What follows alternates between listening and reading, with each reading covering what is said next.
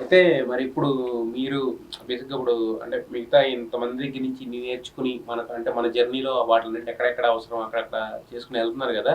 So, అంటే ప్రతి మనిషికి ఒక గోల్ అయితే ఉంటది. అంటే అది రీచ్ అవుతామా లేదా సెకండరీ. బట్ మన ఎఫర్ట్స్, టైం అన్నీ కలిసొస్తాయి. సో, మరి మీకంటూ మీరు పెట్టుకున్న గోల్ ఏంటి? నాకా బ్రో ఎక్కడో కాశ్మీర్లో హ్మ్. మాస్టర్ మహేంద్రన్ అంటే ఐ నో హిమ్ చెప్పాలి బ్రో నాకు. హ్మ్. That is only goal I have. హ్మ్. ఐ డోంట్ వాంట్ లైక్ ఒక పెద్ద హీరో అయిపోవాలి హ్మ్. అదంతా ఏం లేదు. హ్మ్. ఈ ఇండియాలో ఉన్న అందరి జనాలకి హ్మ్. మాస్టర్ మహేంద్ర అంటే తెలియాలి. హ్మ్. అది అది తెలిపించడం మాత్రమే నాకు పెద్ద గోల్గా ఉంది. హ్మ్. నాట్ దానికంటే పెద్దగా I want become good actor. Hmm. That is my target. Yes. Yes. అయితే ఇప్పుడు కొంతమంది స్టార్స్ అందరూ కూడా ఏంటంటే కొంచెం ఒక స్టార్డమ్ వచ్చిన తర్వాత బయటకొచ్చేటప్పుడు పైనుంచి కింద దాకా ఒక డ్రెస్ అప్ గాని, ఇది గాని ఉంటాయి. మీరు చాలా క్యాజువల్‌గా ఉన్నారు చూడడానికి. ఒక చిన్న రాగి కడియం వేసుకున్నారు. అంటే ఎవరిని ఫాలో రజనీకాంత్ గారిని ఫాలో అవుతున్నారా? ఎవరిని ఫాలో అవుతున్నారు మీరు? లేదు ఇలా ఇది వేసుకుంటే బాడీ మెడలో చిల్ గా ఉంటుందని. మెడలో రుద్రాక్ష మాల వేసుకున్నారు. ఒక స్ఫటికం రుద్రాక్ష కలిసినయి. అంటే ఏంది ఎందుకంత సింపుల్‌గా?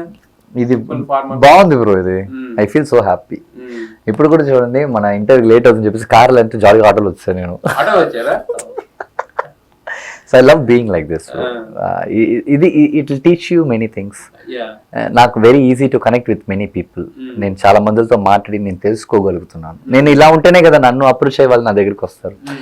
వాళ్ళని చూసినప్పుడే నా అపీరెన్సే వాళ్ళ ఇమాజినేషన్ దగ్గర లేకపోతే హ్మ్. నాతో ఎవరు రారు కదా, మాట్లాడరు, ఓపెన్ అప్ అవ్వరు కదా. సో అది బట్ ఇండస్ట్రీలో ఒక లుక్ అనే దానికి చాలా ఇంపార్టెన్స్ ఎక్కువ కదా. లుక్ కి మెయింటెనెన్స్ కి ఇప్పుడు చాలా మంది రేంజ్ రోవర్లు అవి తీస్తారు. అది నిజానికి వాళ్ళకి ఇష్టం లేకపోవచ్చు. బట్ రేంజ్ రోవర్స్ తో ఇతను 4 కోట్ల హీరో 10 కోట్ల హీరో ఈ డిఫరెన్సియేషన్స్ అన్ని ఉంటాయి కదా. అవి ఏమి ఉండవా? లేదు బ్రో, నాకు అది అస్సలు లేదు bro. No, not at all. నాకు నా వర్క్ కరెక్ట్గా జరగాలి. హ్మ్. ఆ టైంలో ఏది ఎలా జరగాలో అది అప్పుడు జరగాలి. దానికి అది ఎలాంటి విషయం అయినా సరే, హ్మ్. నీకు ఆ ఊరికి నీకు బండే లేదంటే కూడా నేను బైక్ తీసుకెళ్ళిపోతే వెళ్ళిపోతాను. నాకు అది ప్రాబ్లం లేదు. నాకు వర్క్ ఫినిష్ అవ్వాలి. నా ఎథిక్స్ అంతే.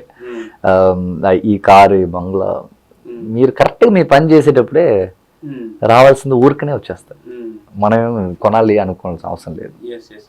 అయితే మరి మన లైఫ్ లో ఒక చాప్టర్ అనేది కూడా చాలా ఇంపార్టెంట్ చాప్టర్ ఒకటి ఉంటుంది కదా, పెళ్లి అనేది. పెళ్ళ సో మరి వాట్ అబౌట్ దట్ చాప్టర్ అండి? I don't know bro, I don't know about that. But చూద్దాం బ్రో. బట్ కాదు, కంపానియన్షిప్ ఇప్పుడు అనిపించదా మీకు? కంపానియన్షిప్ అనేది అవసరం ఎక్కడ బ్రో, నా లవ్ మొత్తం సినిమా మీదే ఉంది.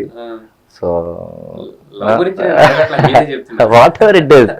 పెళ్ళి అంటే ఏంటి బ్రో, ఒక డబ్బు రావాలి, పెళ్ళి అమ్మాయి రావాలి కదా. నా లవ్ మొత్తం సినిమా మీదే ఉంది. I don't know, when it happens it happens. అంతేగాని పెళ్లి అలాంటి ప్లాన్స్ ఏం లేవు. నాకేంటంటే బ్రో, నాకు ఒక భయం.